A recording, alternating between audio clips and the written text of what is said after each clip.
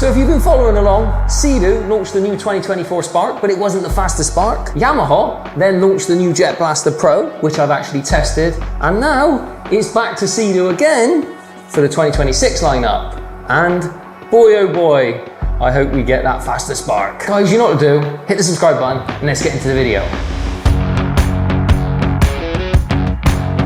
So this Sunday, the 17th, we are going to see the 2026 Sea-Doo lineup. Are we going to get the faster Spark? Or are we going to get another year of subtle colour tweaks and a bit of disappointment on the performance front? As someone who's actually tested the JetBlaster Pro, it seems inconceivable to me that Sea-Doo aren't going to have to react and give us something to sort of smash the ball back, if it were a tennis match, to Yamaha. Now, it's no secret for the last 2 to 3 years, I've been banging on to the manufacturers, both Yamaha and Sea-Doo, and Yamaha seemingly have started to listen, and the JetBlaster Pro is a good move in the right direction. If you're interested to learn more about that, watch these videos here. There's more videos to come as well. They're starting to move the needle in the right direction. Now, it's still not perfect. It's still not the ultimate performance lightweight ski, so there is still room for improvement, and there is still room for Sea-Doo to swoop in and still take the playful crown.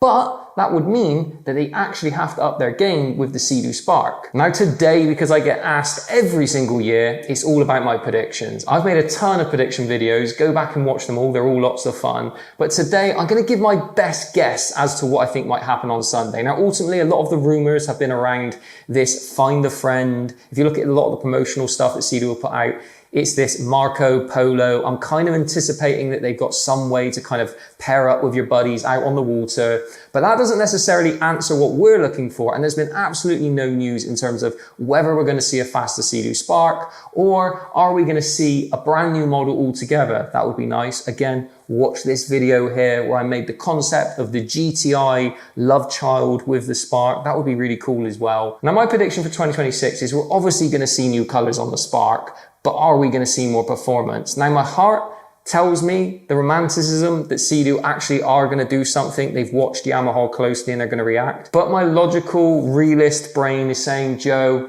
they're just not interested in doing a faster Spark. Now, that absolutely pains me because the legacy and history of the Sea-Doo brand is predicated on constant innovation. Obviously, the 325 is amazing. And we got the GTR X300, which again, not to plug another video, go watch that here. I actually rode that this year and that was a lot of fun. And at the very least, that was an indication that Sea-Doo had acknowledged that we want performance paired with playfulness, but it still doesn't quite answer the criteria that we're all looking for, which is that lightweight package, as small a machine as you can be on with actual true performance. When I say true performance, I've said this enough times by now, but 60 miles per hour stock is where we need to be. That's what the 951s were doing back in the day. That's what the XP greats were doing back in the day. And that is 20 years removed. So Sea-Doo, it really is time that you take the Spark platform or something in between the Spark and the GTI and actually give it that performance lease of life that we're all looking for. So here's some of my thoughts. Sea-Doo could come in with a tuned version of the Sea-Doo Spark. They could give us a 110 tune. They could give us an uprated impeller.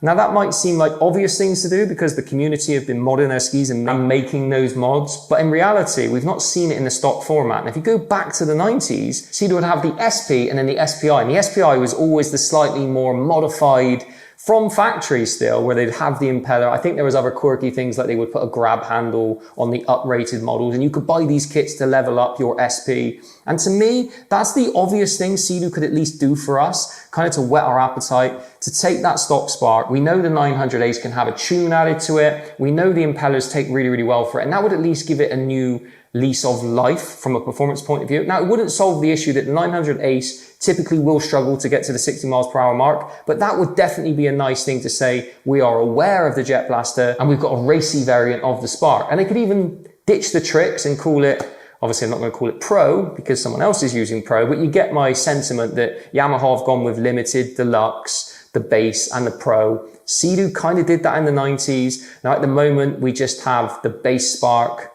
the non-IBR, and then obviously we have the tricks. But it would be nice to see that variant in there that maybe starts for this year as a mapped and impeller upgrade. And then in years to come, that goes even crazier in terms of performance. Now that's the conservative, best guess at what Sea-Doo could do if they really wanted to do something with the Spark for Sunday and the release of the 2026 models. Now my more optimistic, hopeful desire is that Sea-Doo actually take the Spark platform and give us a whole new level of performance. Now, I don't know how they would achieve that. I've covered that in other videos as well, whether they would turbo it. I don't think they would do turbo just because of the wave jumping limitations. Now, I know you shouldn't wave jump skis, but it is a real world consideration whereby if Sea-Doo or any manufacturer to add a turbo, lots of marine-based issues could follow. I know everyone says about the snowmobile, and I've kind of fallen into that trap as well, that you could very realistically put a turbo, and there are turbo kits out there, but you kind of then do sign your death certificate in terms of not really being able to wave jump anymore, not really being able to be aggressive with the way that you're slapping that nose down. And it becomes a great course ski, but the turbo route isn't potentially realistic. So then ask the question, what could they do with that 900 Ace? I think it would be a case of them actually changing out the engine. Now, the 1630 is again another conversation point. People say it's too large. Sea-Doo claim to, well, they've not outright claimed themselves, but the rumor is, Kevin from the Watercraft Journal has covered this in one of his articles, that they put that 1630 into the Spark car when it fit.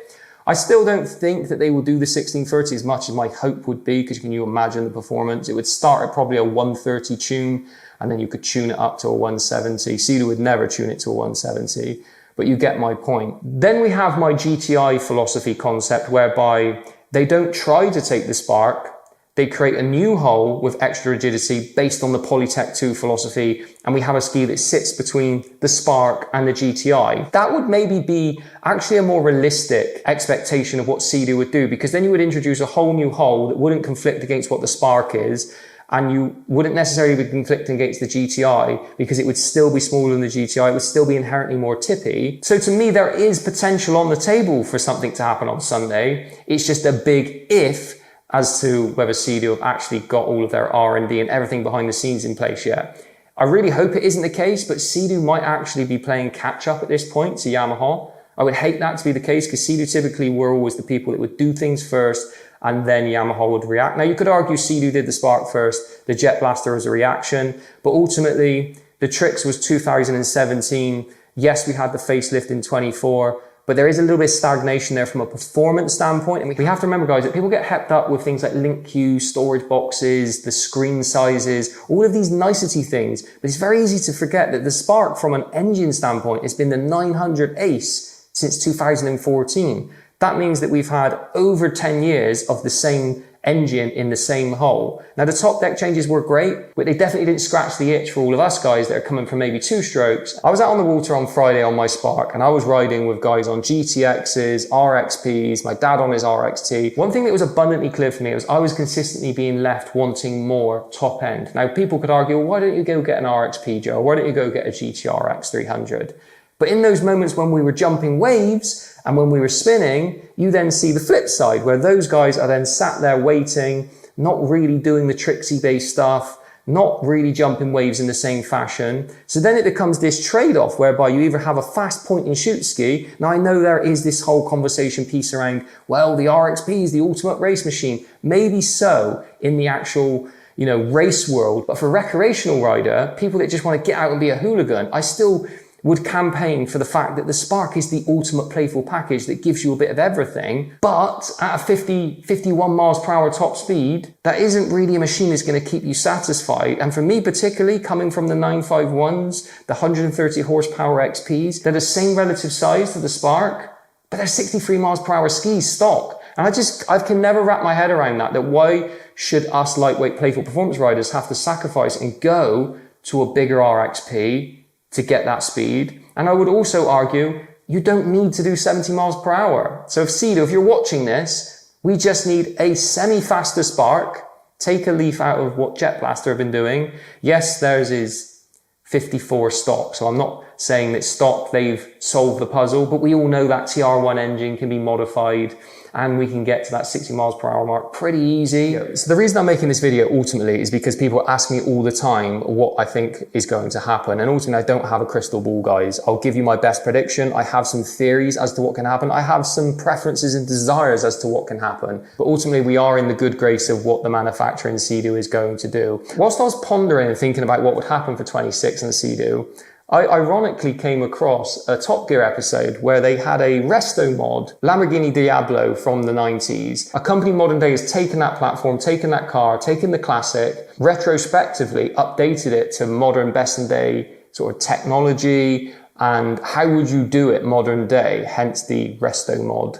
And it was very, very insightful because to me at least, it adopted that philosophy which we're all screaming for, right? We've got the XP fans like ourselves. Yes, we love two-stroke and that's never going to go away. That's a love affair which is just ingrained in us.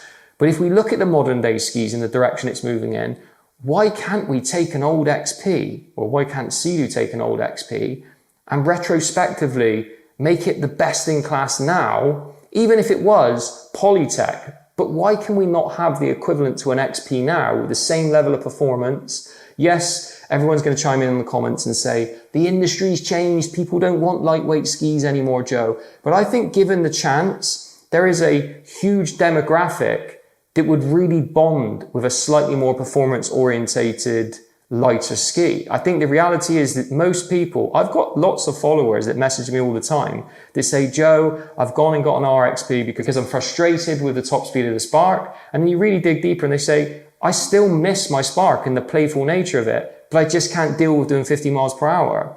So to the argument when Sea-Doo and the RXP, RXT riders will say, well, you just need to get a performance ski. I would argue that that is a specific style ski for a specific style rider.